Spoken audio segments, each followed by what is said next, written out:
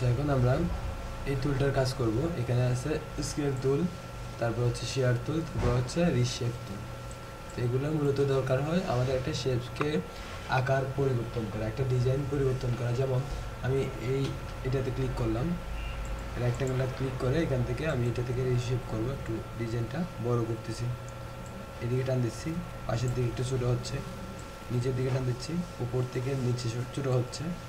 আবার মাঝখানে ধরে যদি এখানে করি, উপরের দিকে তুললে উপরের দিকে বড় হবে, নিচের দিকে নামলে নিচের দিকে বড় হবে।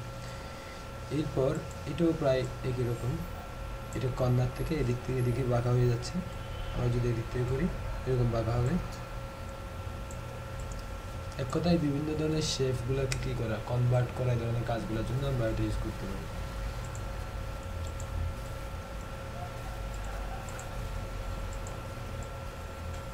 উপর থেকে নিচে।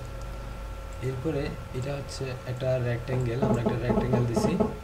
তারপর এখানে রিশেপ টুলের মাধ্যমে এটাকে আমরা কি করতে পারবো, একটা অন্যরকম একটা শেপ তৈরি করতে পারবো। যেমন এটা আমার উপর থেকে একটু বাঁকা দরকার, এদিক থেকে এরকম করে বাঁকা দরকার, তাহলে আমি এখানে রিশেপে ক্লিক করলাম, তারপর এটা দিয়ে উপর দিকে তুলে দিলাম।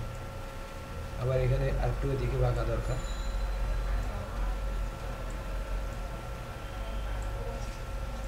যেরকম ইচ্ছে আমরা এখান থেকে করতে পারবো।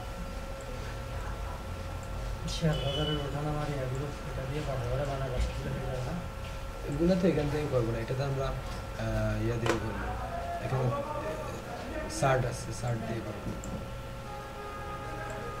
এগুলো দিয়ে করা যায়, কিন্তু ফটোশপ ইলাস্ট্রেটর ড্রয়িং করার জন্য ওই ধরনের চিত্রগুলো আমরা ড্রয়িং করতে পারবো।